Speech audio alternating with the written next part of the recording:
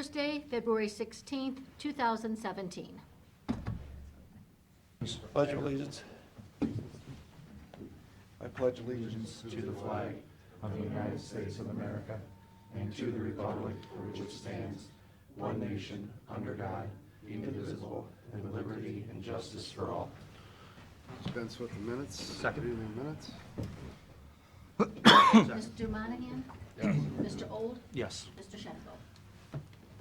Okay. Mr. Shenko? Yes. Okay. Absolutely. All right, we're going to have the third public hearing, amending landfill rules. Brian, kick it off.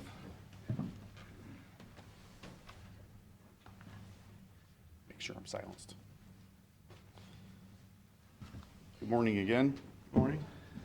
Again, we're here for the third public hearing to amend landfill rules to allow us to accept and receive the Mississippi Lime Company's agricultural lime product material at a zero disposal cost to them, and that they supply the material cost for transportation and loading. Do you have anything new to add? Nothing from us. Are we going to get something in writing with Mississippi Lime and how that's going to work? There actually is a representative from Mississippi Lime here today. He just came in. I don't know if he wants to talk on that or not. Randy Whitty, he's the ops manager over there.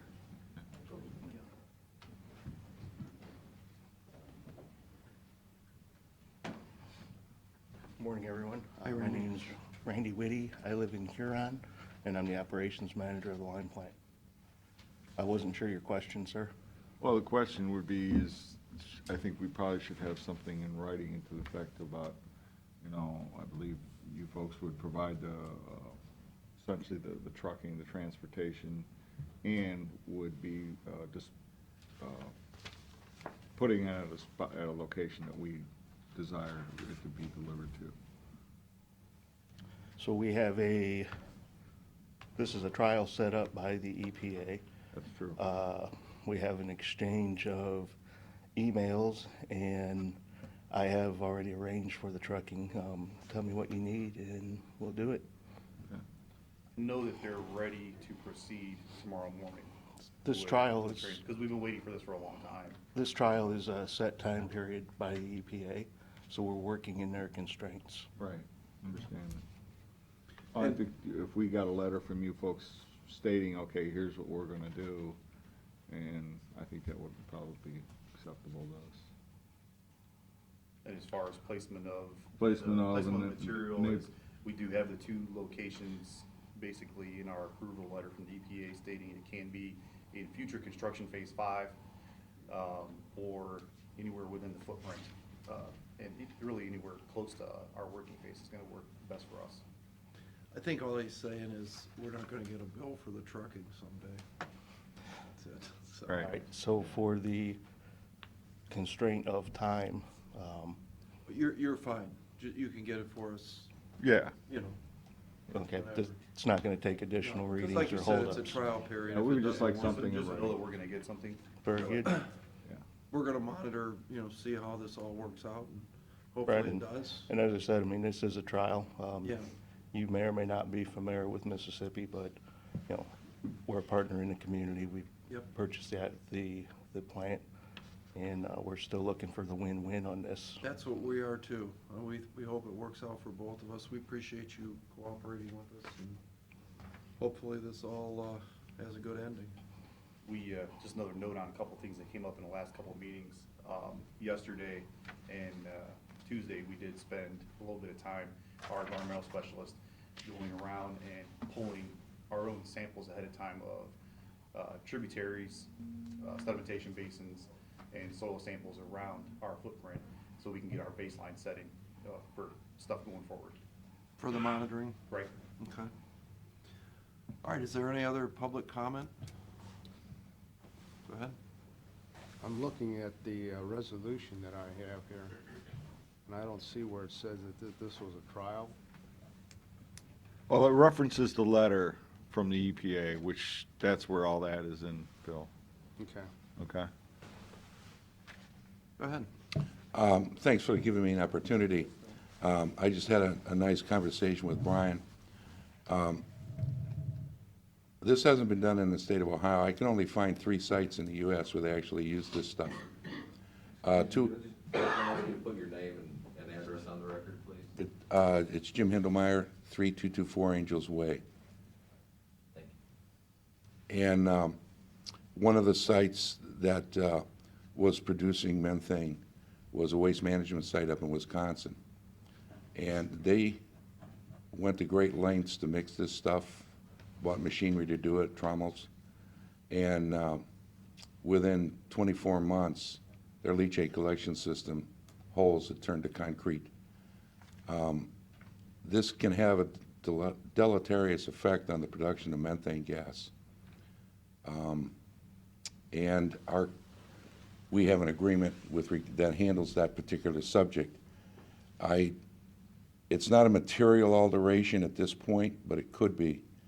And my question is, I found you 75,000 cubic yards of dirt you can have.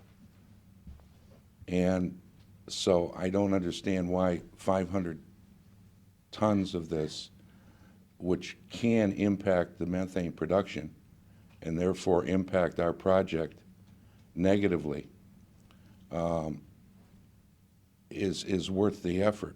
If Brian mentioned it helps with the vegetation, having trouble on growing grass, but that's external on the not being mixed in with the actual trash, as this is going to be. Even though you have no mixing equipment to do it, there's only one document I could find in about 300 hours of research that was a lab rat at the University of North Carolina, and it enhanced the biological production.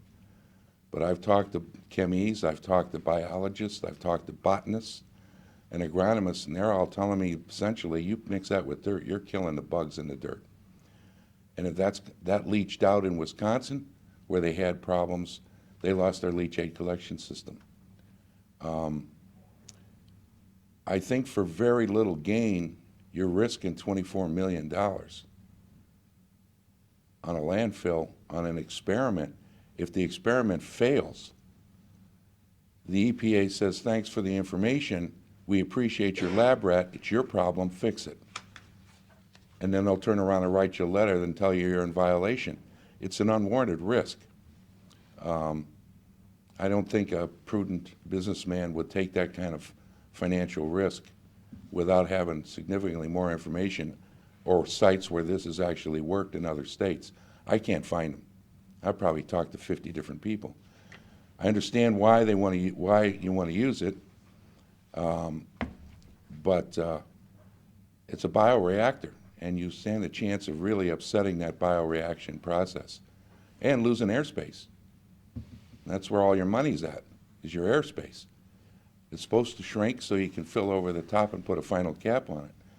You break the biological reaction down to 0, it's not going to shrink anymore. So you're wasting a significant amount of money on airspace and construction costs that you can't recover. I think it's an unwarranted risk.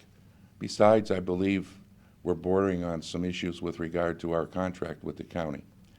So that's basically, I understand Brian's position. I understand why he wants to do it. But if it's a vegetation issue, then spread it on the outside of the landfill, not the inside. You're running a hell of a risk here, guys, for very little.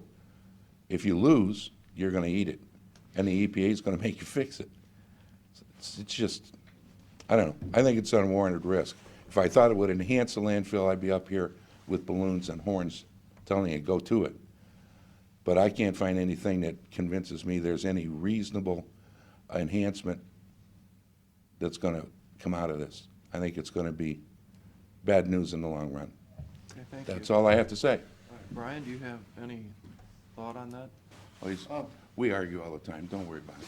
Yeah, I'm used to it. Nothing that we haven't discussed before, and it seems like Jim's repeating the same thing that he did in the first meeting. The Ohio Department of Agriculture has already done studies of this. He's right, it has never ever been used in the state of Ohio.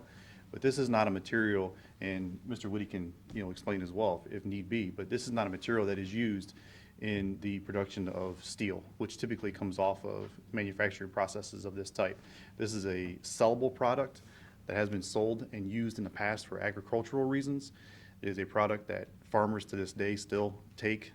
Some of our own employees in the county that have farms take this material and spread it on their fields to enhance vegetation, to bulk the soil up. One of the things that Mr. Hindemeyer brought up last meeting, or 2 meetings ago, was the magnesium content. Again, last meeting I rebutted with, it does contain magnesium, but it's also the second lowest containing magnesium level in the state of Ohio of the 44 sites and companies that produce this material, and it's less than 1%. It is not an unreacted magnesium. It is not raw. It's bonded as a magnesium chloride. So it's reacted out. It will not catch fire. As this stuff, even though Ohio Department of Agriculture has published, one of the byproducts of the degradation of this material is the release of carbon dioxide, which in landfill methanogenic decomposition to produce methane, you need carbon dioxide to feed the bugs to produce that gas. You don't want the oxygen. That's what we get out to be able to produce the methane. So if anything, we believe, again, it's a trial and we're gonna have to see things. It's never been done before in the state of Ohio.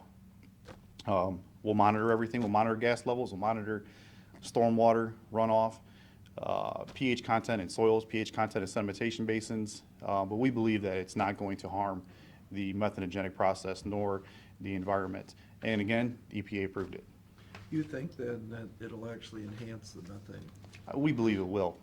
As little volume as we're going to take, we are a small site.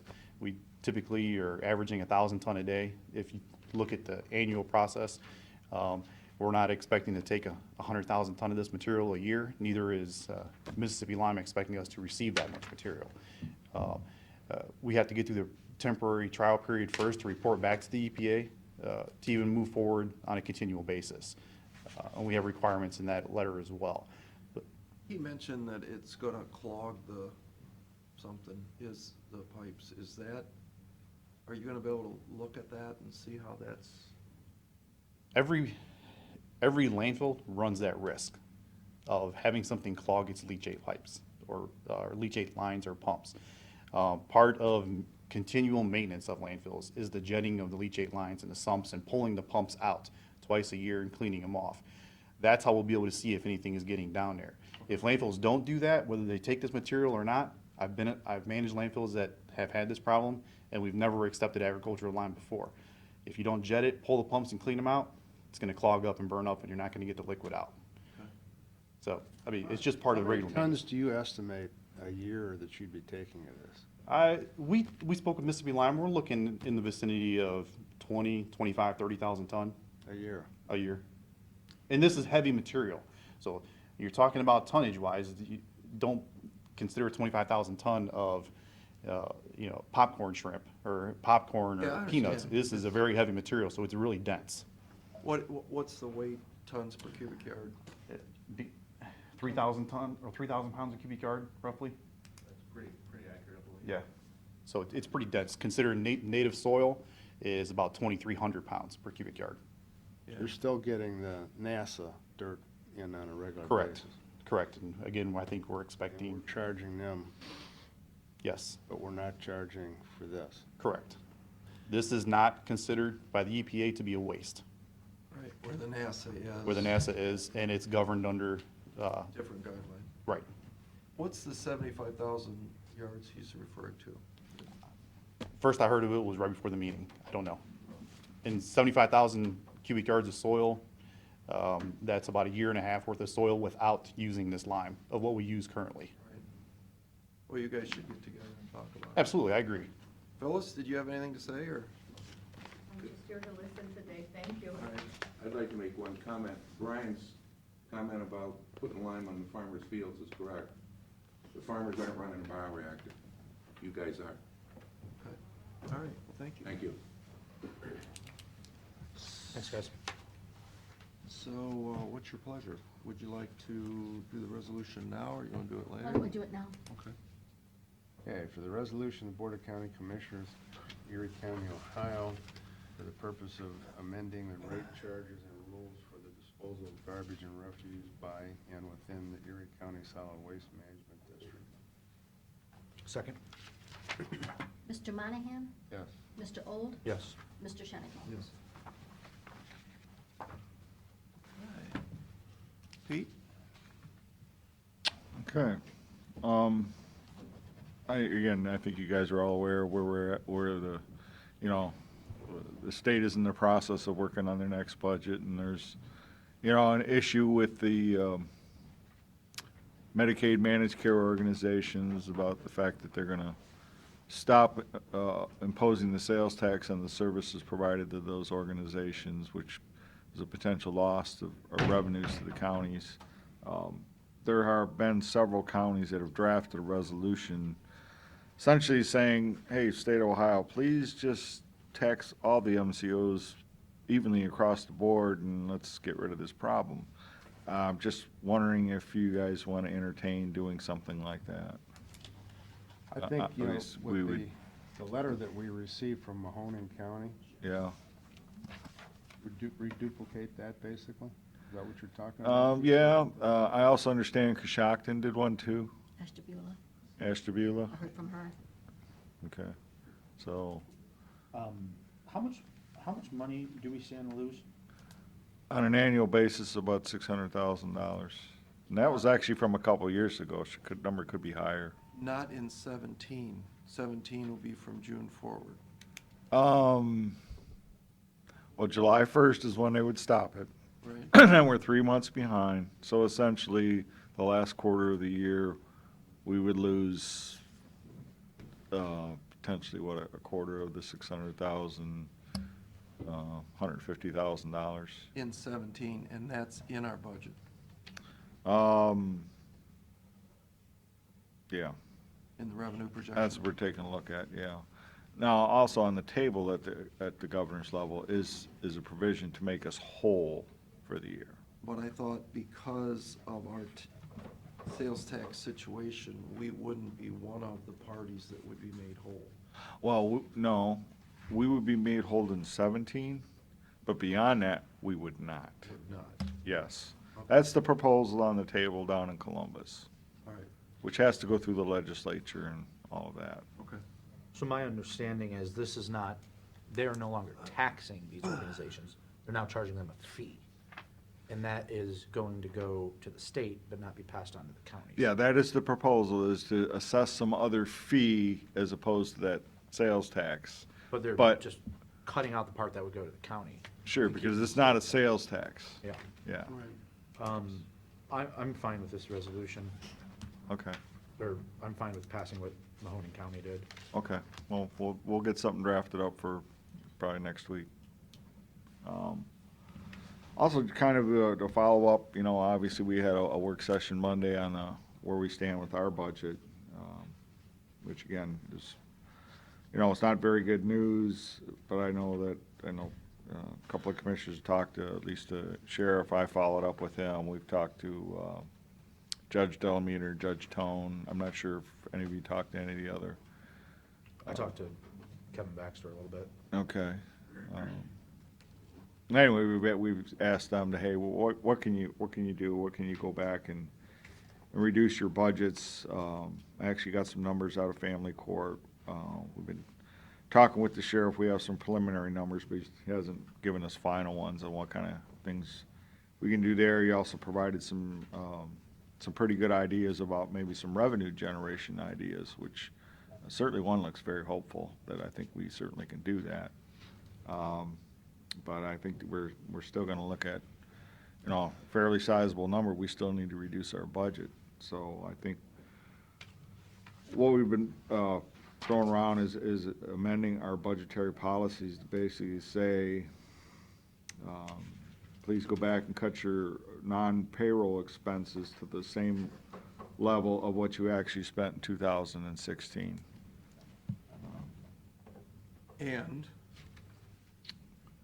And it basically, go back and, again, try to come back that level.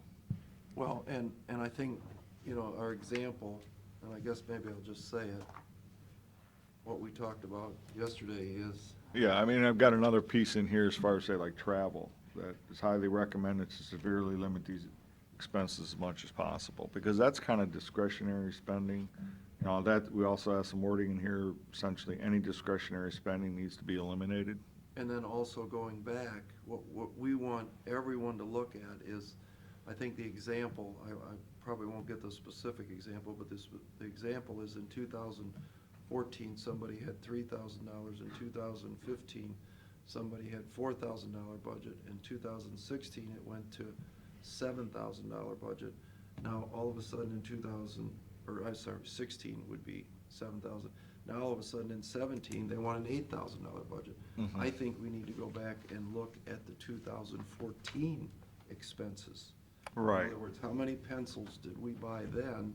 Just because we keep spending doesn't mean that we shouldn't go backwards and look, do we need all these pencils? Yeah, there's some language in there basically saying to go back and, you know, review your actual expenses even in prior years as a guide to reducing your outlays. Yeah, I think that's what everyone, I hope, will go back and do, and especially as it goes to travel, you know.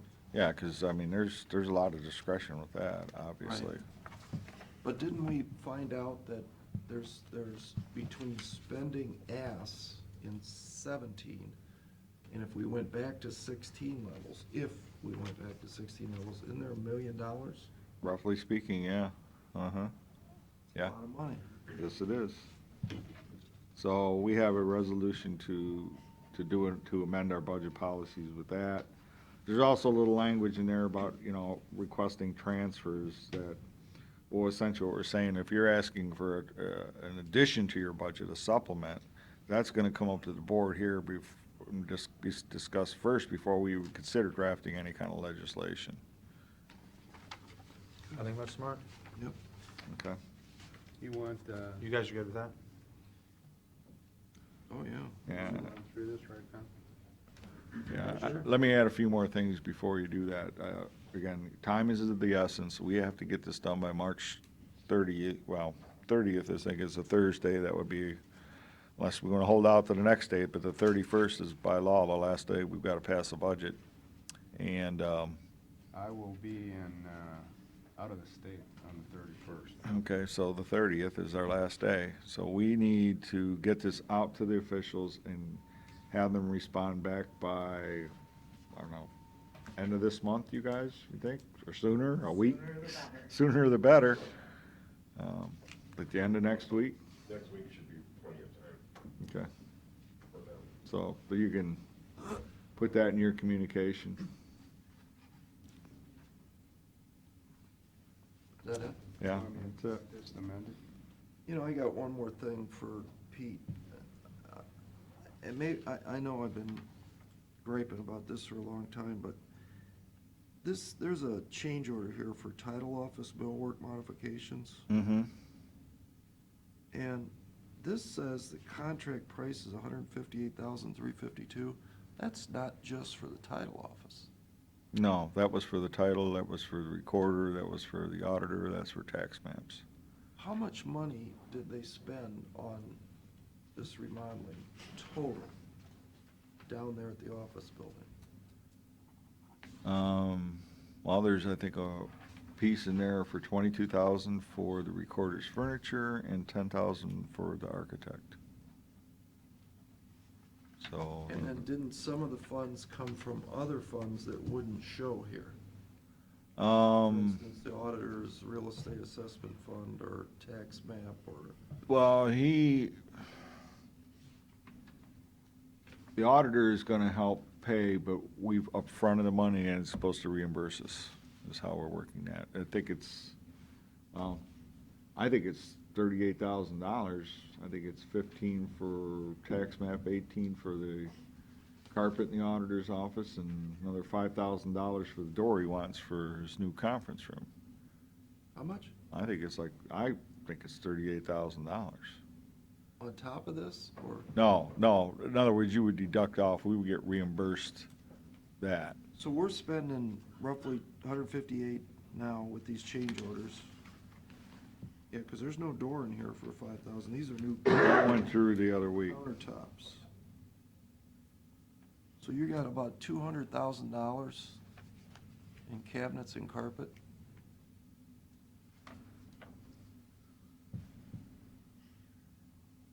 Yeah. About 200, and I'm again saying we should get $38,000 reimbursed, even though that might be up for argument, I'm not sure. And this is already done. Yeah, I see the title work's not started.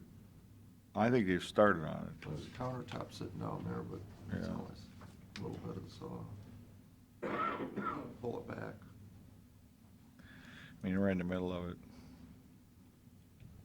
Yeah, the second floor works, everything is done up there. Yeah. Yeah. Okay.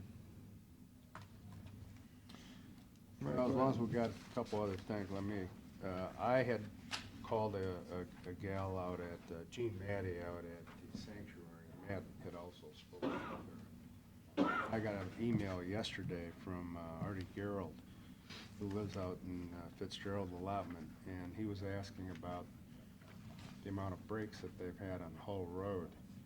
He said their water's been shut off 4 times in the last year, and he wondered what we were doing about that.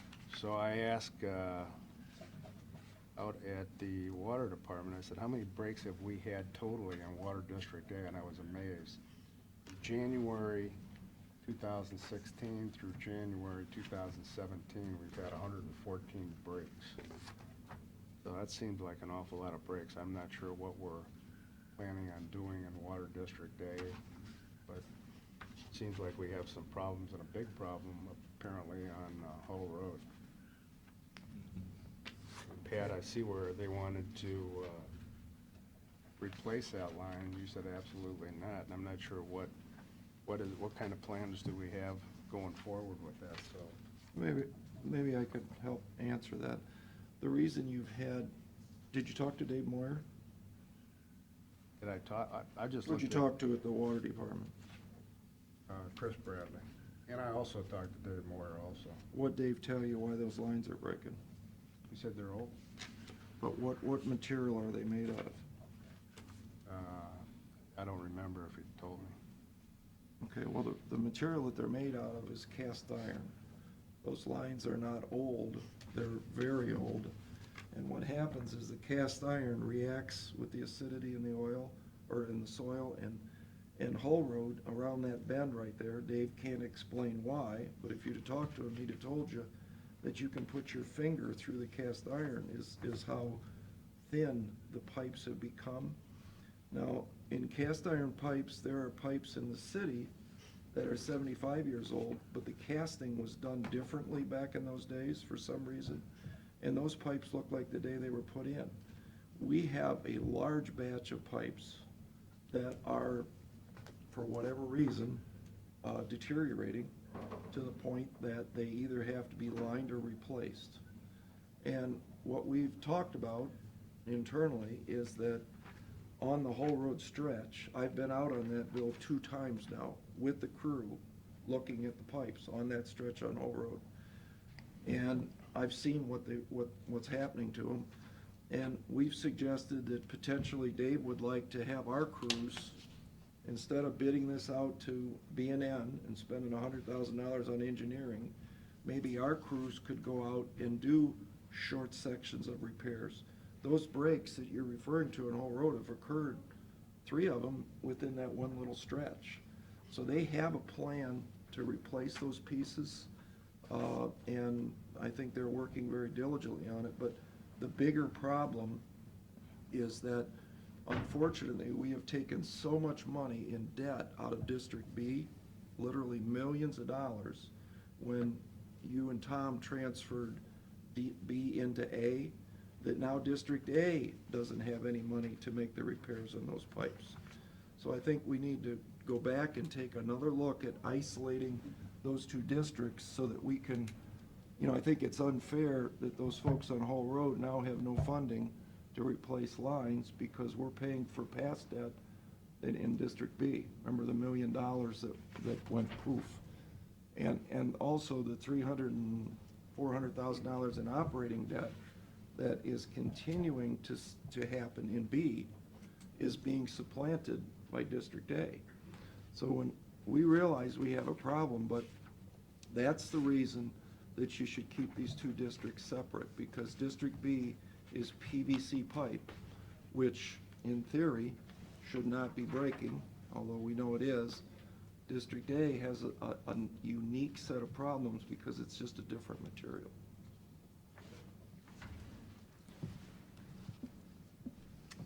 Are you ready? Ready for this? I don't know if you want to do Teresa, 10 o'clock? Well, do you want to pass this resolution real fast? Okay, sure.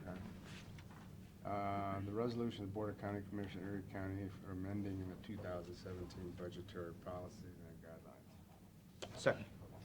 Mr. Monahan? Yes. Mr. Old? Yes. Mr. Shenango? Yes.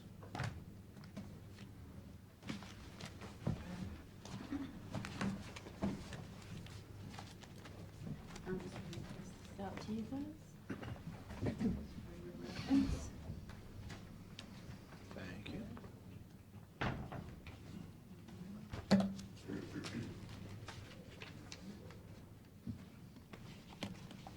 Running, thank you. Do you guys want one?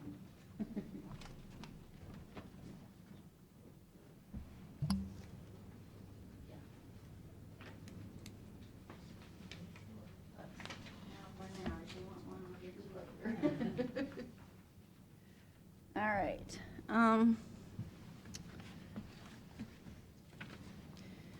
All right, I'm the Executive Director of Erie County Family Children First Council, and the only employee of the council, and I've been the employee for about 2.5 years now. In this report, I've kind of gone over first the statutory responsibilities of Family and Children First Council, which it's my responsibility to manage and have oversight of those responsibilities on behalf of the council. So the 4 main responsibilities of the council are coordinating systems and services, and that's individual family services when families have intensive needs that can't be met just through the regular agency services that are provided.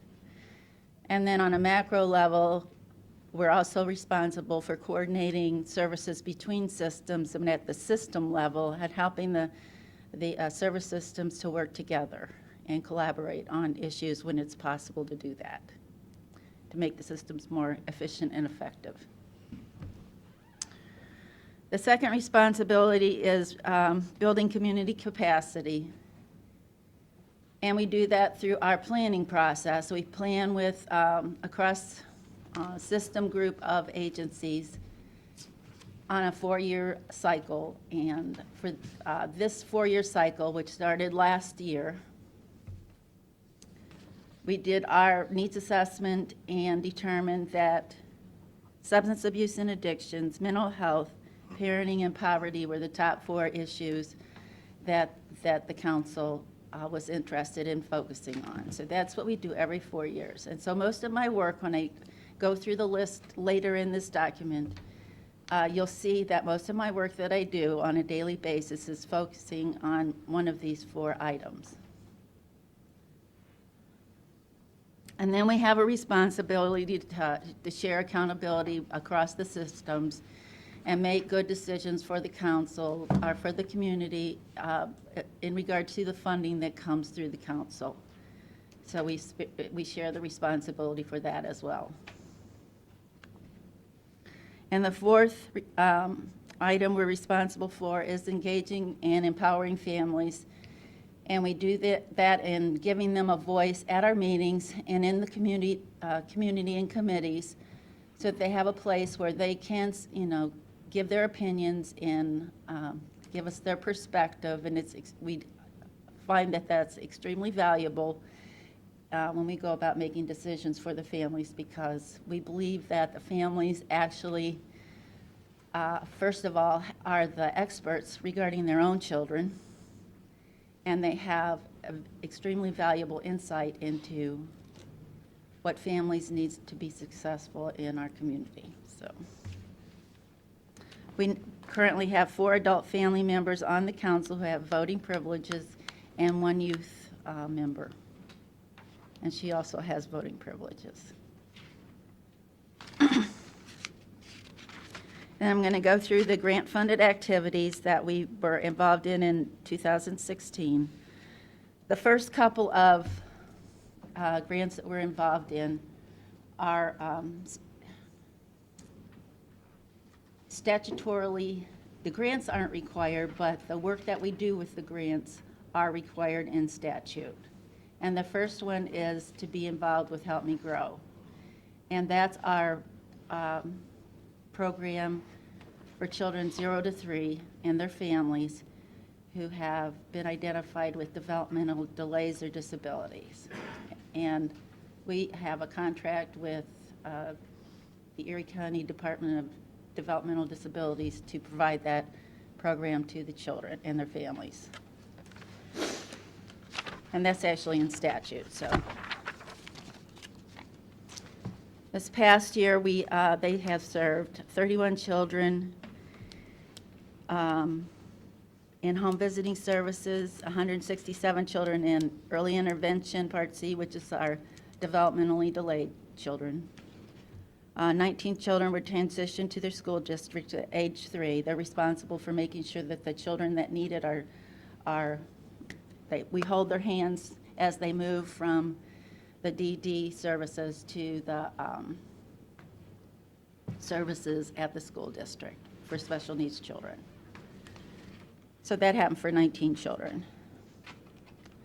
They completed 35 outreach activities and received 292 referrals. 61% of those referrals were EI, which means they need early intervention services and were found to have developmental disabilities. And 51% were in home visiting, which means that they were first-time moms living in poverty that needed special assistance with managing their parenting responsibilities. Who refers these children? Parents refer their children, sometimes the hospitals, daycare centers will refer them. They come from, pediatricians will, and we've been trying to increase the number of pediatricians that we can get to refer children, because So 75% of the referrals garner some service. I mean, right, Yeah. right. That's approximately right, yeah, exactly. So, so the referral sources are giving us good cases. yeah, that's what I. Essentially, right, Because my right. question, it wasn't just parents who say, hey, I think this, and we're getting 20% are right.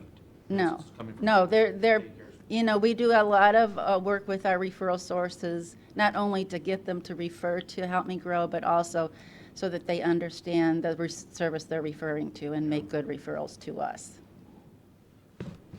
I mean, that's good. You just hope these kids, hopefully we continue to expand that, so we're not missing kids.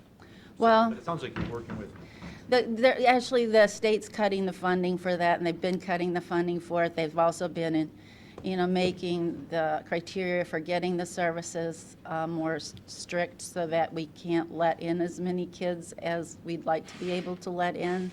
So as the criteria for the referrals gets more stringent, we can't take as many children. And I think that they were looking at, the cost-benefit factor in that.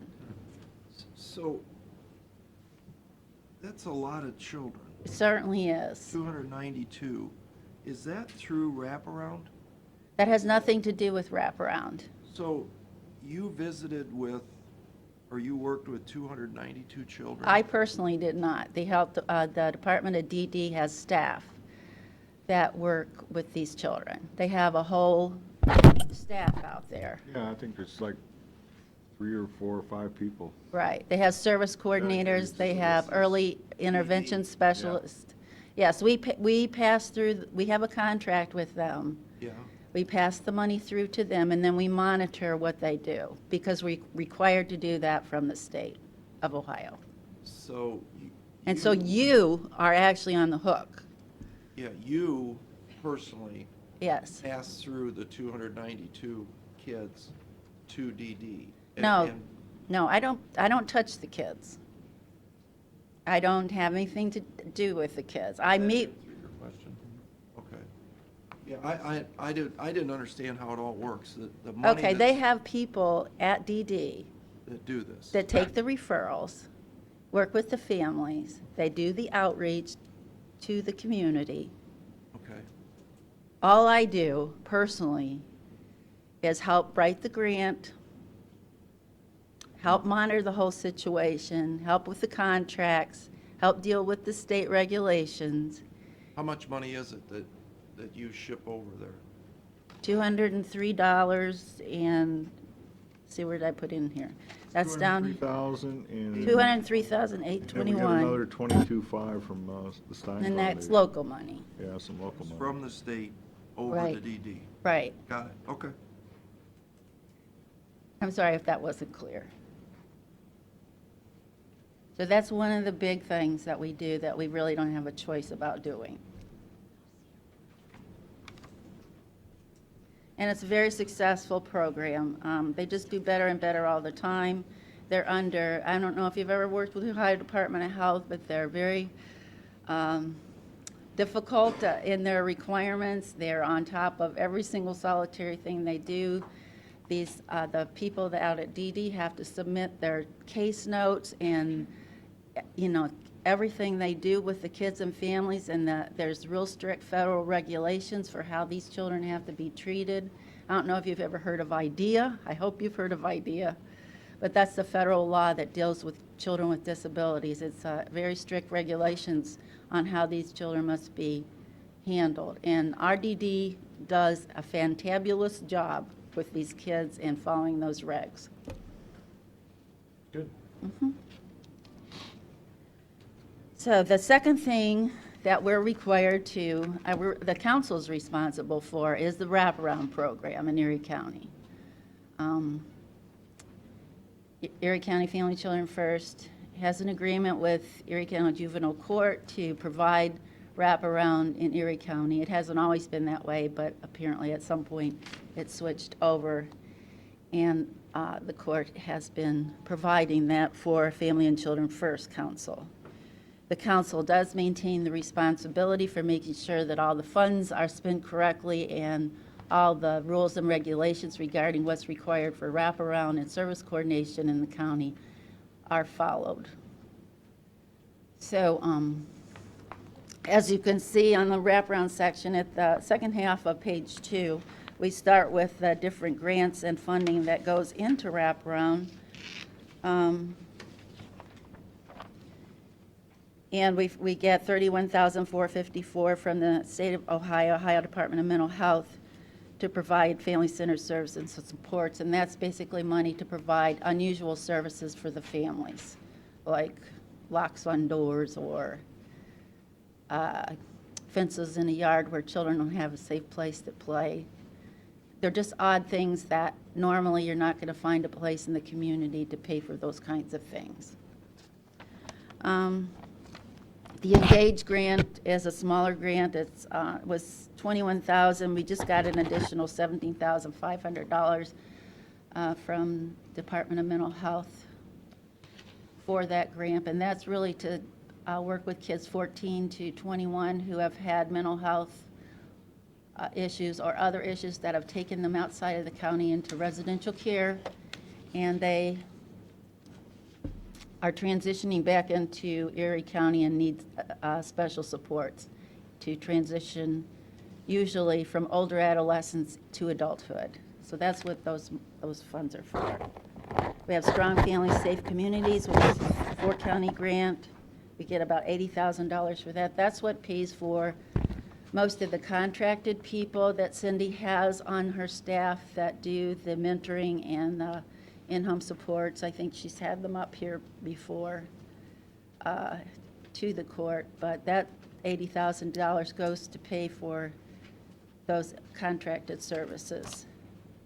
Also, some of the Engage money goes to them as well. Then the judge puts in another approximately $160,000 to help support the service coordination staff and some of the contracted people as well. And then it's my understanding that the county commissioners have put in about $199,000 a year into service coordination to also help fund the staff that provides the employed staff through the court, which there are 3 service coordination facilitators for wraparound. There's a support specialist, and then there's Cindy Franchetti, who's a supervisor. And we've served about 51 families between July and December, because I'm like kind of a different fiscal year.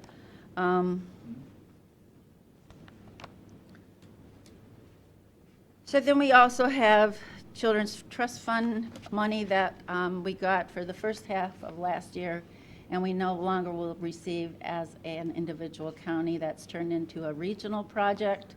So the funding will go to a 16-county region that's called the Northwest Regional Prevention Council of Ohio Children's Trust Fund. And we are still in the process of working through our prevention plan with the trust fund. They hired University of Toledo to work with us and gave us a consultant from the Children's Trust Fund. And after we got through the needs assessment and the first prevention plan attempt, they fired University of Toledo and got rid of our consultant, and we started over. Because apparently they didn't understand social service work anyway.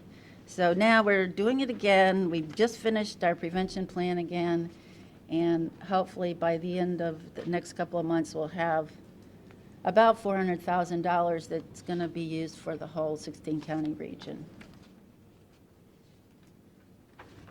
I did list the outcomes of the prevention planning process here for you if you're interested.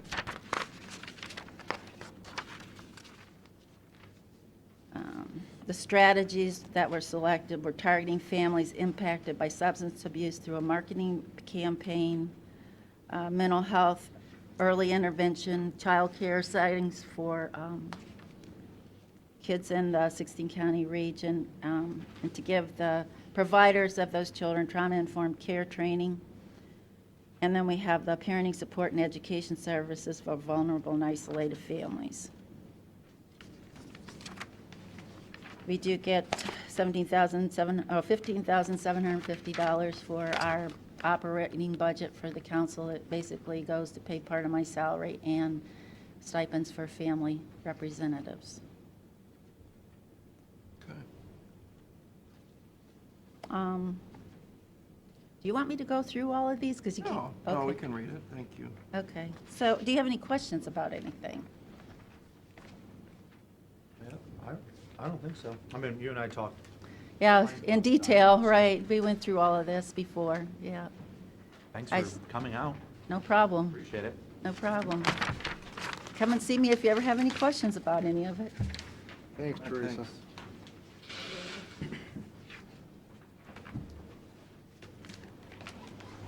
Good morning. Always a pleasure. Likewise, likewise.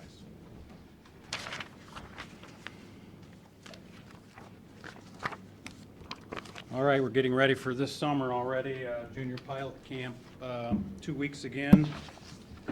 Please spread the word.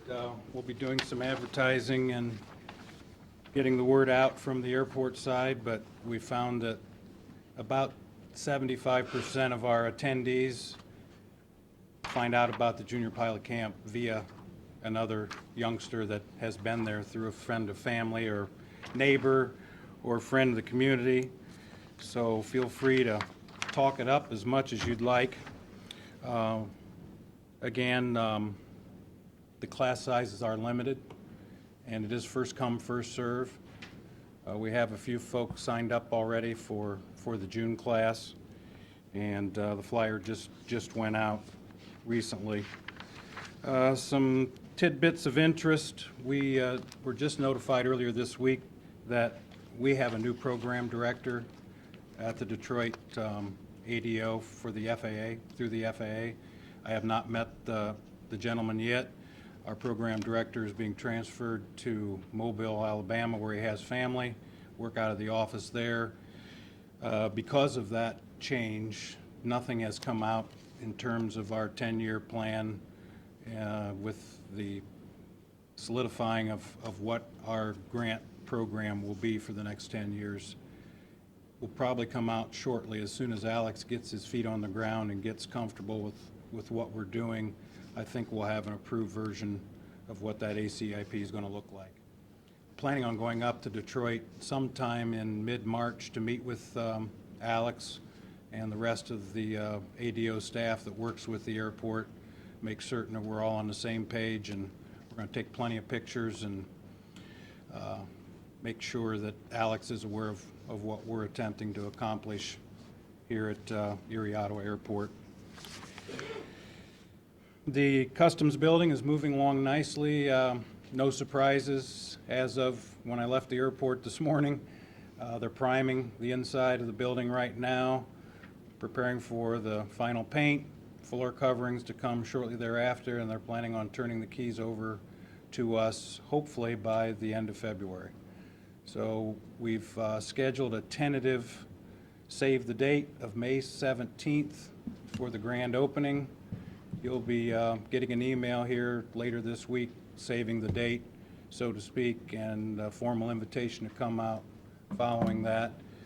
Looks like we're going to hold, May 17th would be a board meeting date, have the grand opening right after the board meeting with a light lunch, and hope to see all of you there, and obviously get you folks at the podium and sharing the good word of our international status. We're working on our marketing plan right now to expose the Canadians and the corporate world to the fact that we are international. We have done some advertising over the last year through the Canadian Pilot and Aircraft Owners Association, which has been productive. But we need to go with a full-blown plan now that we have the building and the commitment from Customs that they will be here on a permanent basis. So we are exploring ways in which we can do that. Obviously, we'll be using social media, but planning on doing a postcard mailing to all Canadian pilots and as well as corporate pilots in the United States that work for companies that do international flying and own an aircraft. The activity report I just passed you shows the end of the year for 2016. Just a couple of highlights. Enplanements, as you can see, we're down.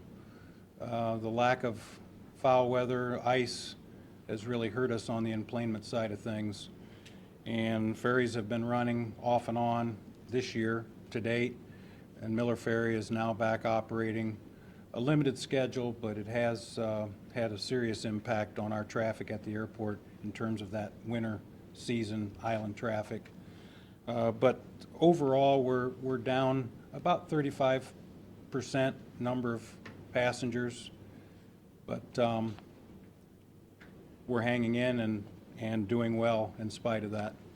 How many enplanements do you have to get to that level where we're talking about? 10,000. 10,000? Yes. Doesn't look like We're still looking for ways to increase the summer traffic through promotional flying to the islands. I have a meeting with the Griffings and Paratus Air as well as Island Air Taxi next week to talk about what we could do this summer to make up that difference.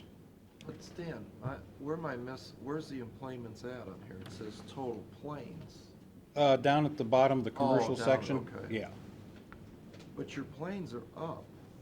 Well, the enplanement, it's by, Total planes, the Yes. traffic is up, and the number purchasing fuel everything is up up. except the enplanements. And the reason, the definition, the FAA's definition of enplanement Is a person. is a person paying for a flight, leaving our airport, landing at another destination. Right. So all the aircraft that come in general aviation, they don't even count. Right. They have no means to, the FAA has no means to give us any credit towards a grant through that. So the only way we can get to 10,000 is our commercial operators have to sell more tickets, a lot more. a lot more. And there is a way. There is a way. What's We it have to cost to get fly that over to summer. the islands? $45 average each way. So we're looking at several different promotions that would make it feasible to do just that, fly more people to the islands in the summer. That is the key, unless we can control the weather and get a wonderful, hard winter that starts in the middle of December and lasts till the middle of March. Noteworthy, low lead sales were up about 6% from last year. Jet sales were up about 12% from last year. If you recall, back in 2011, we finished the year at about $500,000 in total sales, and this year we're right at $1 million in total sales. So we're going the right direction, I feel. We've been positive in the fuel sales side of things for the last 5 years, and hopefully with the opening of the Customs building officially, we'll be able to pick up some additional jet traffic this summer. That is our easiest and quickest way to impact our bottom line. Typical general aviation aircraft arrives at the airport and on average buys about 15 gallons of low lead. The typical jet commercial aircraft comes to the airport and buys an average of about 300 gallons of jet.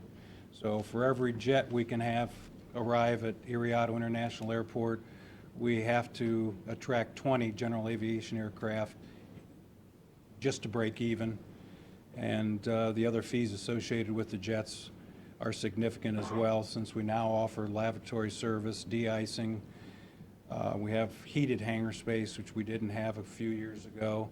So all those things make a difference in the end, and we are working diligently to attract more and more jets to the airport.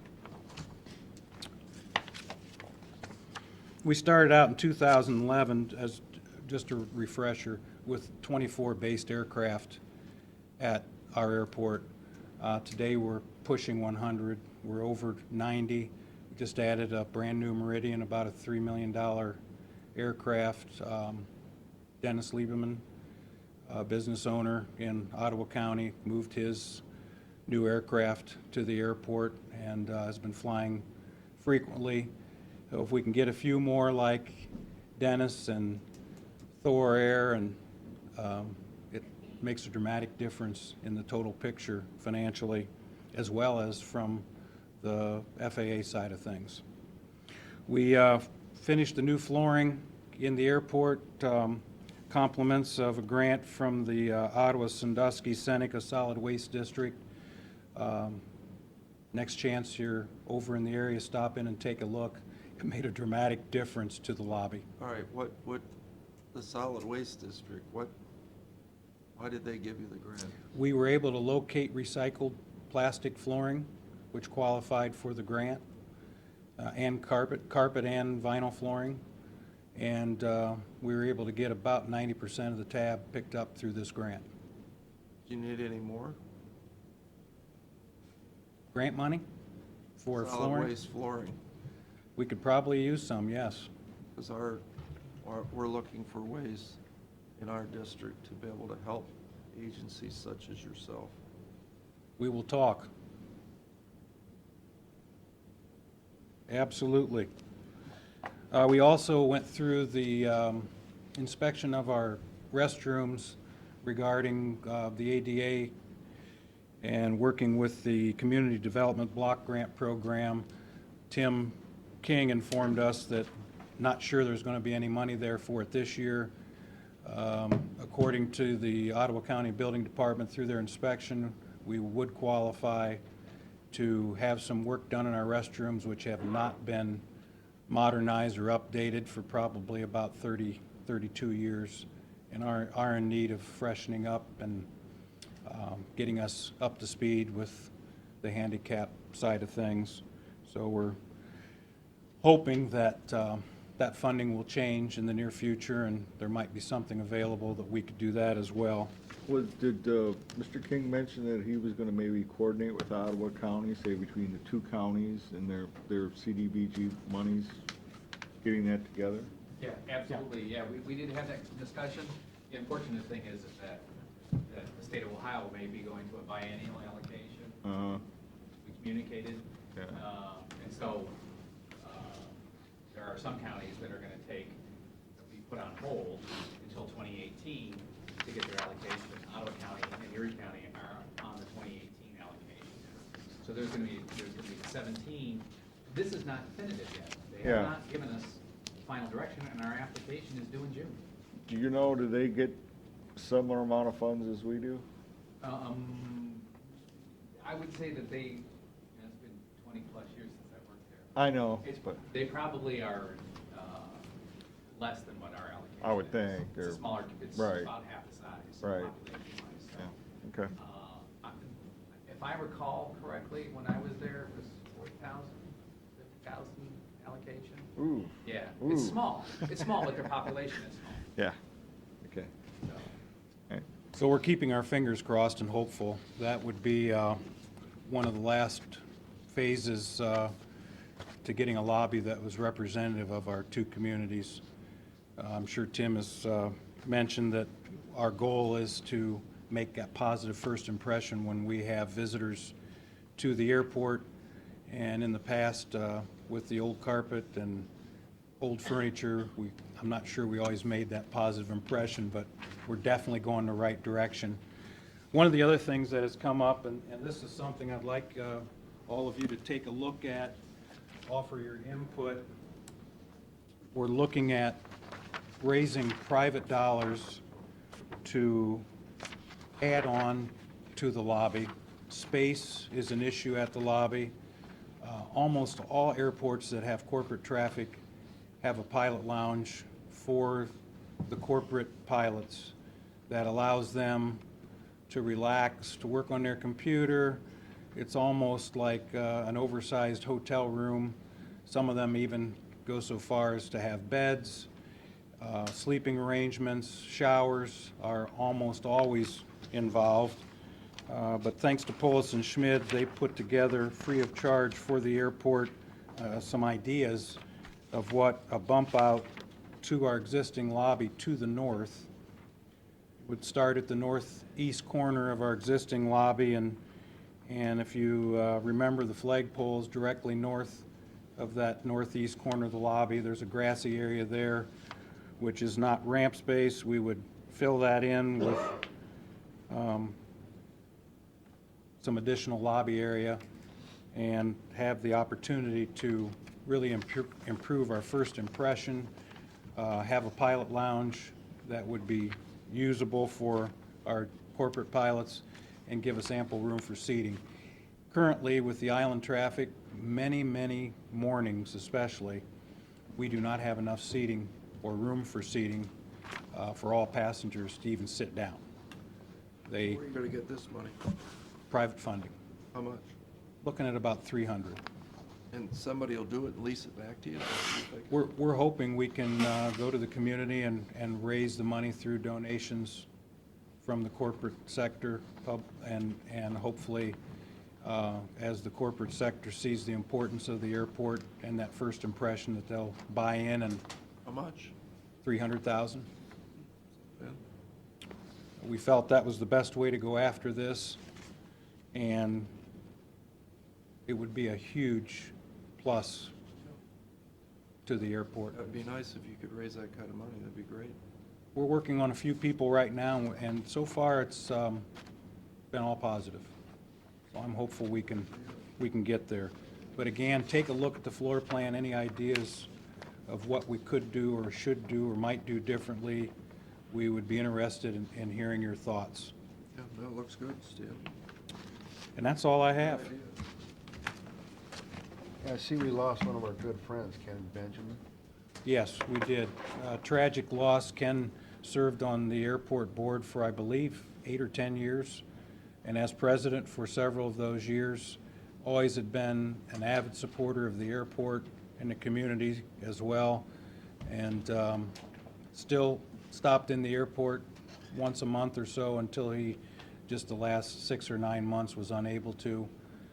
Helped us out when I first came aboard as manager director. He was there to help me on many of the fly-ins we had, and would be there helping serve ice cream or chili. With the Tin Goose. And he was totally involved with the museum and the tri-motor reconstruction. Yeah. That was his baby from day one. I'm sorry to see that. Be sorely missed. How big is the customs office? It's about 40 by 46. It's not real big. When you get over there and get inside of it, it's going to be cozy. How much did we end up spending on that? 800,000 for the building and everything related to the building is the contract price, and Jim Brascia from Telamon is saying that everything is right on target. Be glad to have it done. Thank you, gentlemen. Thank you.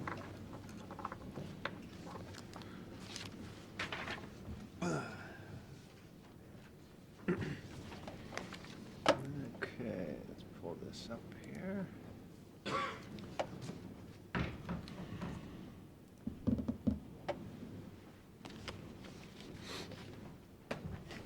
Hey, Larry. Good morning. Larry.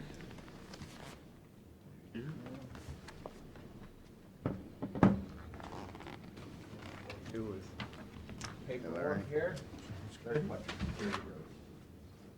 Always look forward to this one, get all the good stuff. Well, good morning. Does this cost you to produce this thing? That folder? The folder and this and this? Total, would you just? I hand it will, to us? I don't know off the top of my head. I guess, $5? no, maybe $1. You make all this for $1? Yeah, I The think so, book? because of the quantity. The book, too? Yeah. Yeah, I'm including that. But I mean, I can present that information any way you'd like. No, I'm curious. I mean, Yeah. this is a lot of papers. Yeah, it In a is. technology age. Yeah.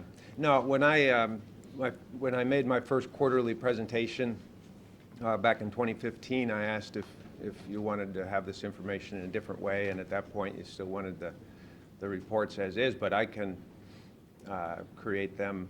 I'm not even referring to us. I'm just Yeah. thinking. Oh, okay. That's a.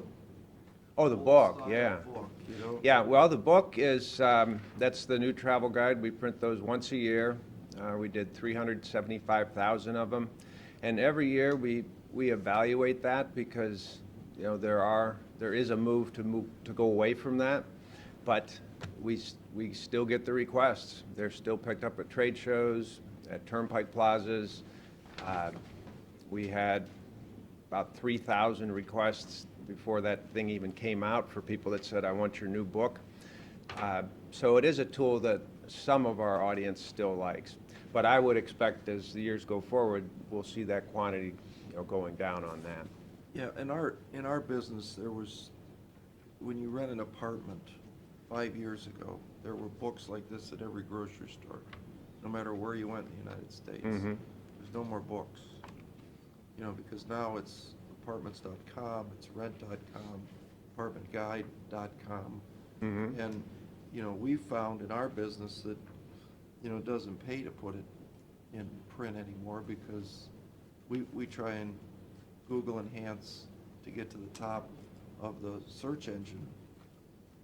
There's way better money spent Yeah. than this. And that is, the majority of our marketing expense goes into digital advertising, things that we can track, our website. And this conversation we have had for several years about, you know, should we keep printing this thing? But you have a lot of visitors come through that want to see this book. and Yeah, wanna see- yeah, it's, I mean, we're Got a lot of basically, promotional stuff in here and a lot of. yeah. But we look at it every year Off of that. as to whether we are going to keep doing it, and what we've done is started to trim the quantity back. And as I said, I think that will continue, especially, you know, our next generation of travelers, they're not picking up the book. But people my age and older continue, that's, you know, they want it. They still want a map. They still want something that they can pick up and hold in their hand. But I think you'll see that as the years move forward, we'll be printing less and less of those. On my report, on the financials you have are for the last calendar quarter of 2016, the first fiscal year quarter for the Visitors Bureau. Everything in line there, just slightly under budget on revenue, but $431. Under budget expenses by about $11,000. So doing very well financially as we start the year. I want to lead my report off by remembering Joan, this person that, stood before this body so many times going back to, the mid-'80s, original director of the Erie County Visitors and Convention Bureau, and right up until the end continued to serve our company with distinction. So she passed away last Monday. The previous Thursday, she was still hard at work for our organization, representing the company down in Columbus at a CVB Association meeting. So it was pedal to the metal as much as she could right to the end. And she, she didn't want to go at home. She wanted to go on vacation. And she was on vacation when she passed away. And in about 4 to 6 weeks, there will be some celebration of life event somewhere up in this area, and so I'll make sure that you're all aware of that. We're going to need a big room because there will be, people from all throughout this community and from around the state too. So Why don't we have a moment of silence for her? I would appreciate that.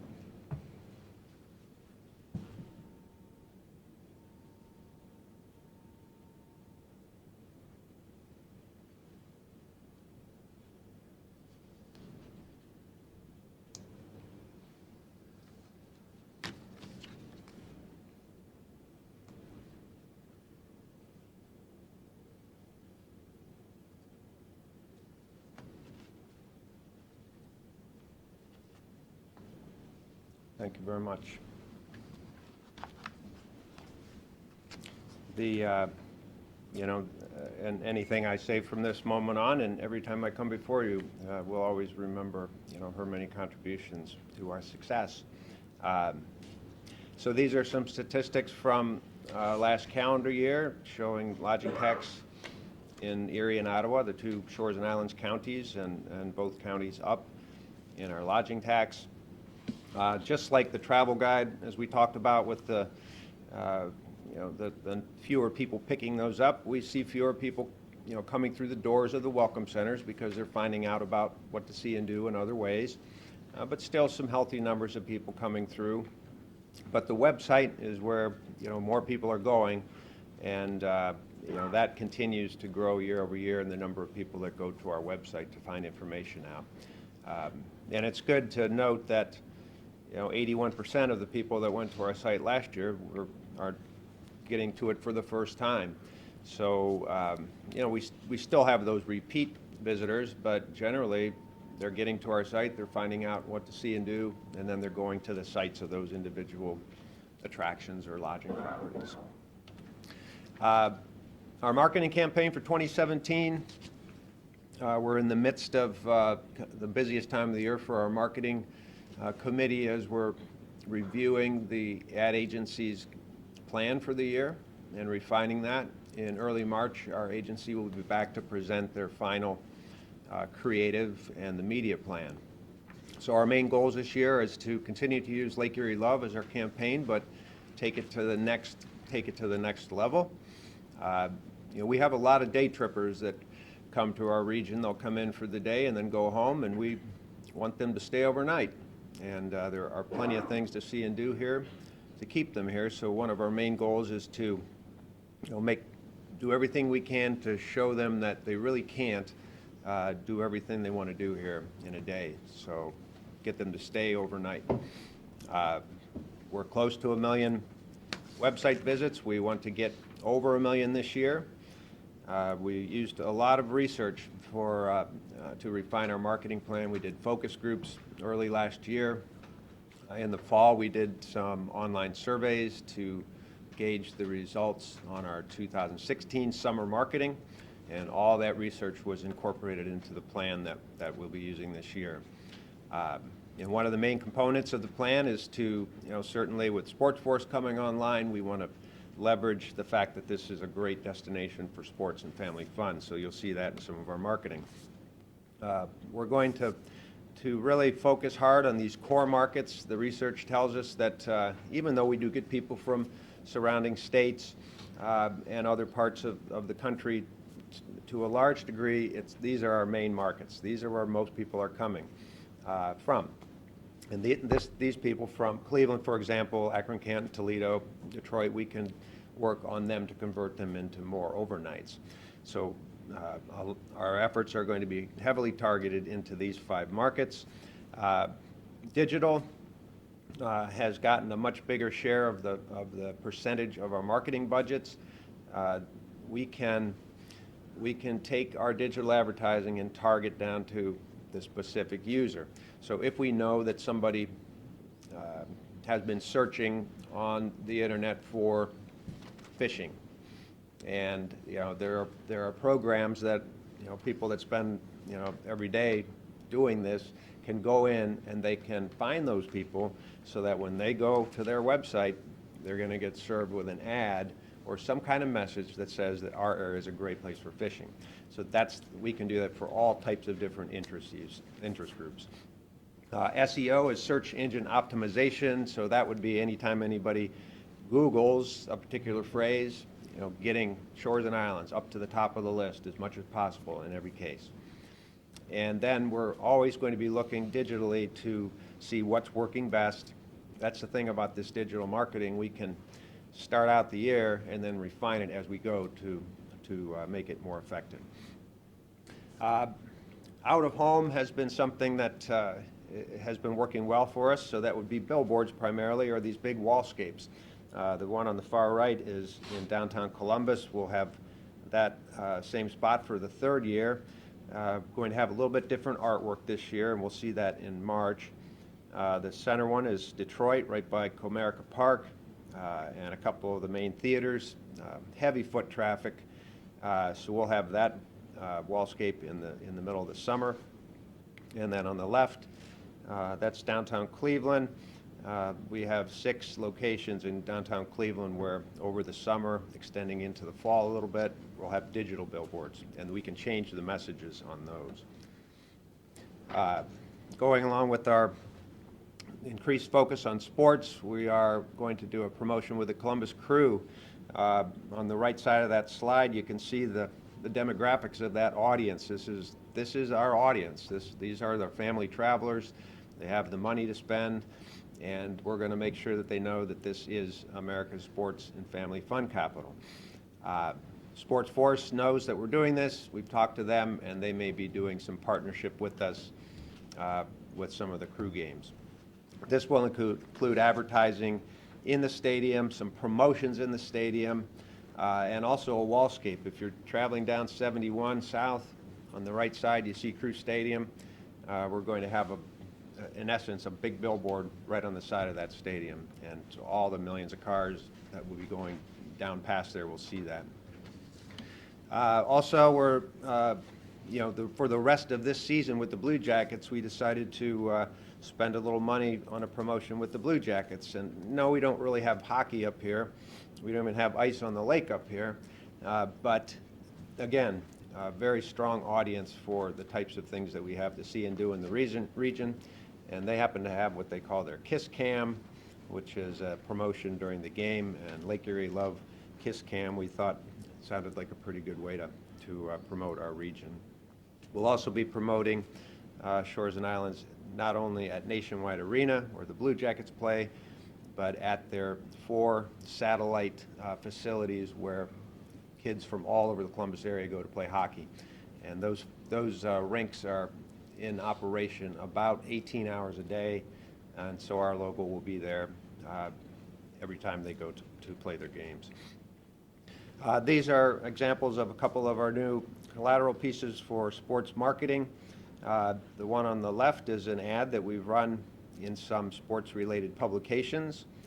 And the one on the right is part of a document that Sports Forces is taking to some of the shows that they attend. And we take it to shows that we attend too, sports-related shows, just to continue to reinforce this message that this is a great place to play your sports and play in other ways.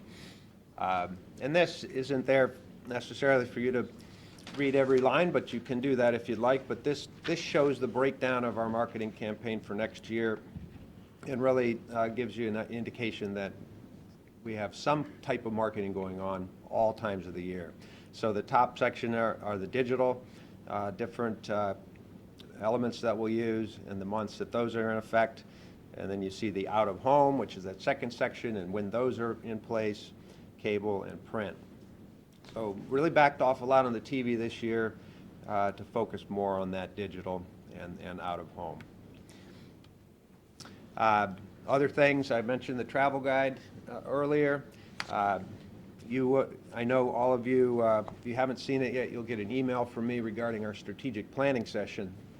You know, Shores and Islands has been around, now we're in our 11th year, and each year we do have a marketing plan that we stay on, and I and other department heads have our individual goals, but we haven't been working off a long-range plan, so it's time to do that. Both of the boards of Shores and Islands will be involved, as well as community stakeholders from throughout the region. I've sent invitations to each of you. We'd like you to have the opportunity to speak one-on-one with our facilitator. Gentleman is Bill Geist. He's got more than 20 years' experience working exclusively with Convention and Visitors Bureaus all across the country, all sizes of bureaus. You know, we think he's the perfect person to help guide us in this planning, and we want to make sure we get your input.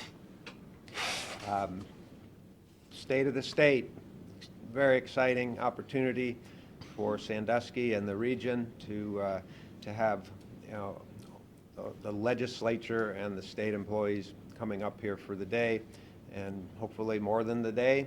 So we've already had a couple meetings with city officials. Cedar Point and our PR department have been working with Tourism Ohio, and we've been asked to help take the lead to coordinate media, because there will be a lot of media in town. And then we're going to help however we can. I talked to my counterpart in Marietta. Marietta had this last year, so we know the types of things that they did, and we can learn from them and how we can be better hosts. So much more to come on that moving forward, but great opportunity for us. We're going to have our annual meeting at the Liberty Aviation Museum on May 4th, so please save that date if you're available. Similar to last year, where we'll have a couple brief presentations. It'll be a year in review, and then we'll have a reception of some type, and the museum will be open. This will give people, I think, an opportunity. Some people may not have been there, and this will give them an opportunity to experience that facility. And then I wanted to share a few things from some research we did with our tourism partners. You know, we surveyed our customers, but we also surveyed the businesses that we represent at the end of last year using interns from Bowling Green. This didn't cost us any money. It was something they needed to do for a graduate class. This is just a real brief summary of the survey. We had 219 businesses. Most of them were accommodations, hotels and vacation rentals and other types of accommodations. But we did have a nice representation from all business types and split between year-round and seasonal.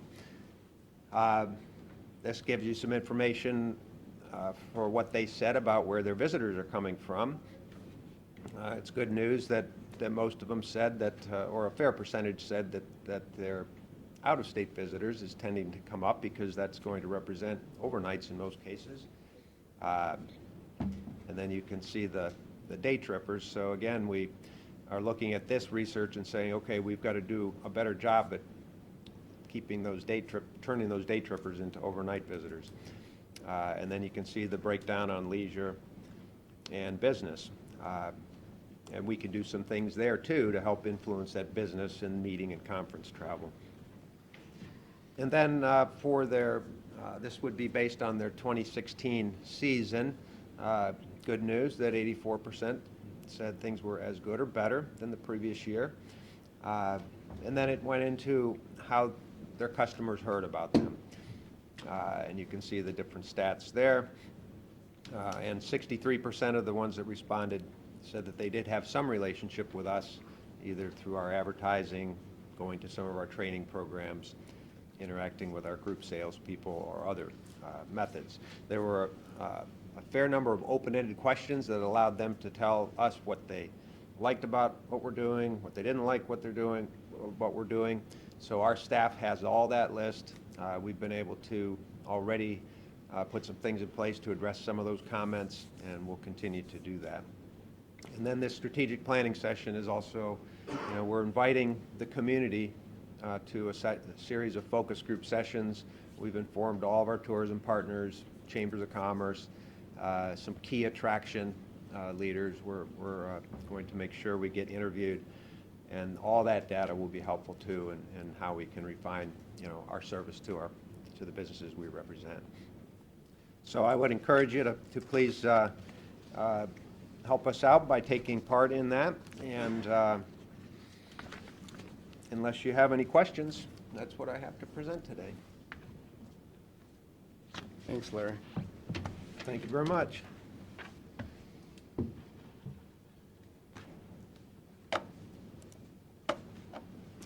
Carolyn, do you want me to leave this on here? That would be great. Okay, it's right on the desktop. All right, thank you very much.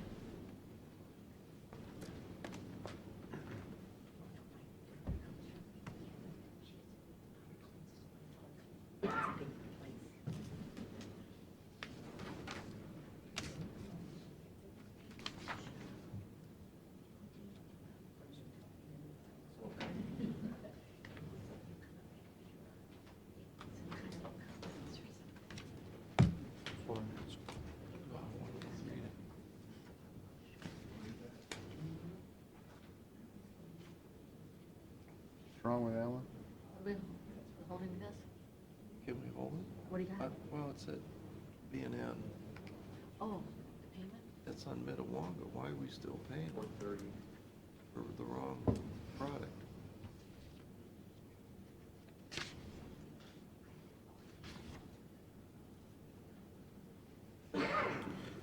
This covers a period from October 30th through December 24th.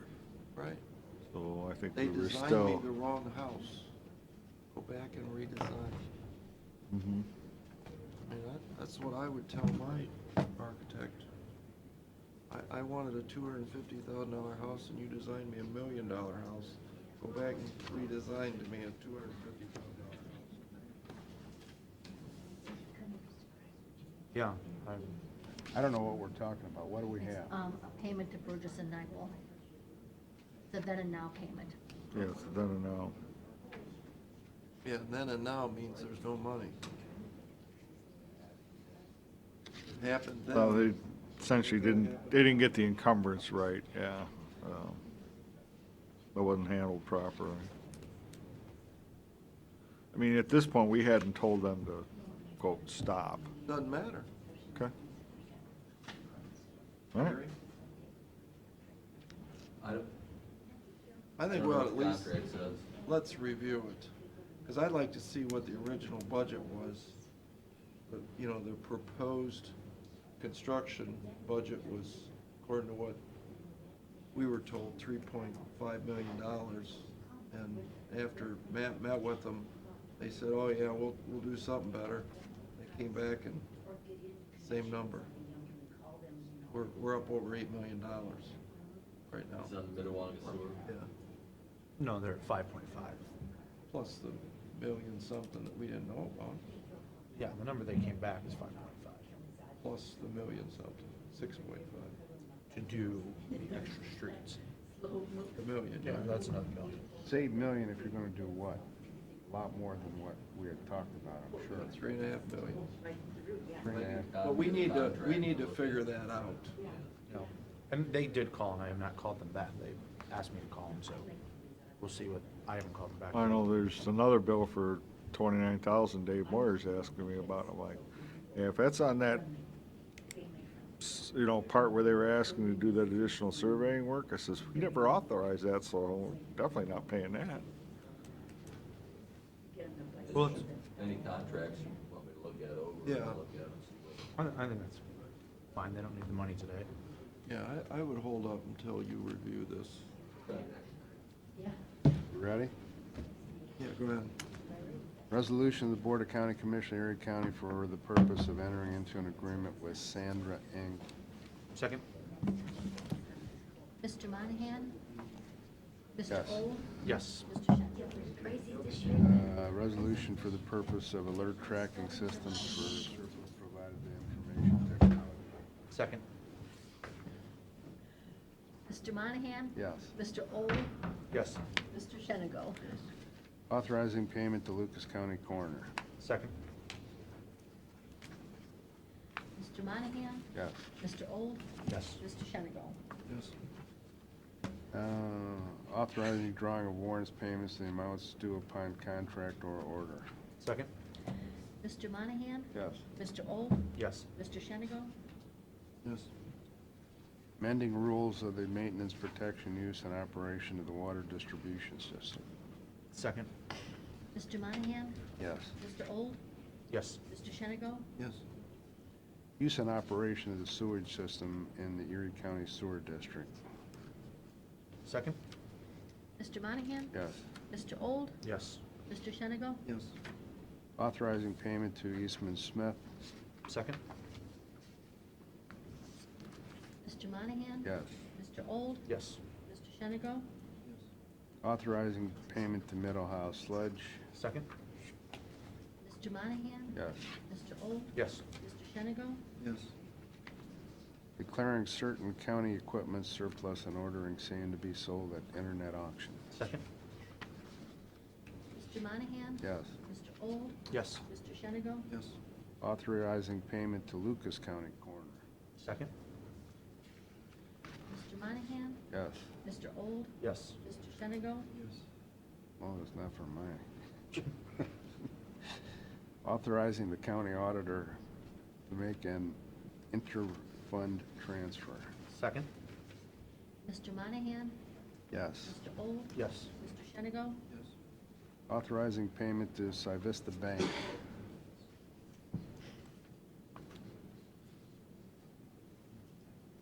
Second? Mr. Monahan? Yes. Mr. Old? Yes. Mr. Shenigo? Entering into an agreement with Henson and Associates. Second? Mr. Monahan? Yes. Mr. Old? Yes. Mr. Shenigo? Declaring certain surplus and ordering same to be discarded or salvaged. Second? Mr. Monahan? Yes. Mr. Old? Yes. Mr. Shenigo? Entering into an agreement amendment number 7 with Aramark. Second? Mr. Monahan? Yes. Mr. Old? Yes. Mr. Shenigo? Yes. Motion to schedule a regular meeting on Monday, February 27th, and cancel the following meetings, March 13th, 20th, and 27th. Want to look at your calendar before you vote on that? Yeah, I was gonna say. We were trying to get 2 meetings on Monday in March and couldn't do that, so that's why I went with February 27th. Is this for budget stuff? Primarily, yeah. Yeah. That's fine with me. Second? Is that good with you? Mr. Monahan? Yes. Mr. Old? Yes. Mr. Shenigo? Yes. And that's gonna be at 9:30. That's what I have it. So that's the 6th. No, No, 27th. 27th. What's the next? Didn't we do 2 Mondays? Well, what I did is I just didn't cancel a Monday meeting in March, so yes, we're having one on the 6th. Oh, We okay. did not cancel that meeting.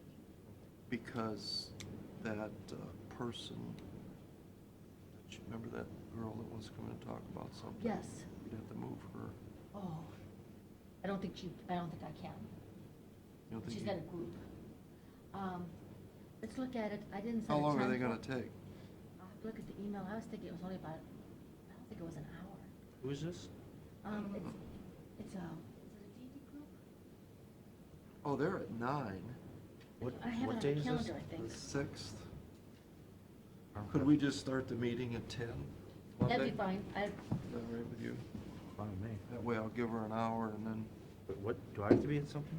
no, this is some, I don't know Do you what wanna it is. do, you wanna do 10:30 to be safe? No, 10's fine. 10 o'clock? That way we Are you good with I'll that? get done. 10 a.m.? Okay, and I'll look On her the 6th. email and see, I think she gave us an idea how long she man. needed. She said, yeah, I think very short I or didn't think it something was like even that. an hour. Yeah. Okay. All right, I think we've got everything. I'm, Need a motion to recess into closed session regarding labor negotiations. so moved. So we got a 10 o'clock meeting on the 6th. And what time Yes. are we starting on the 27th? 9:30, regular time. Okay. Mr. Monahan, you want to second that motion for me, please? Yes. Oh, you have something? Oh, I'm Sure, sorry. I'm sorry. You guys can finish that. No, go No, go ahead. ahead. My question is, regarding, I'm new to this, I'm trying to help my parents out. Like with a troubled bar within the city, like with the liquor license and the renewals and getting one pulled. Do you have any hand in that at all? Not with the city. We do the unincorporated areas of Erie County Okay, just through the unincorporated- sheriff's office. Okay. Contact the city. Just go through that with the city on that? They must handle their own. We don't see those. Okay, yeah, I was just curious on that, and I seen you guys were doing it today, Yeah, so no. I asked. Okay. Just go through the city and. Yeah. I'd give them a call. Start with the city manager's office. She should be able to help you. Okay, I'll do that. I appreciate Okay, it. all right, thank you. Thanks a Did you lot. pull this page out, or you can pull this out for any special? Okay. Oh, looks like it. Thanks for coming, Phyllis. Part of the resolution. Nice to be here. A roll call to recess. Mr. Monahan? Yes. Mr. Old? Yes. Mr. Shannon? Yes. Okay, then I need a motion to adjourn. Hold on one second. So moved. Mr. Monahan? Yes. Mr. Old? Yes. Mr. Shanigo? Yes. Done? Oh, I thought you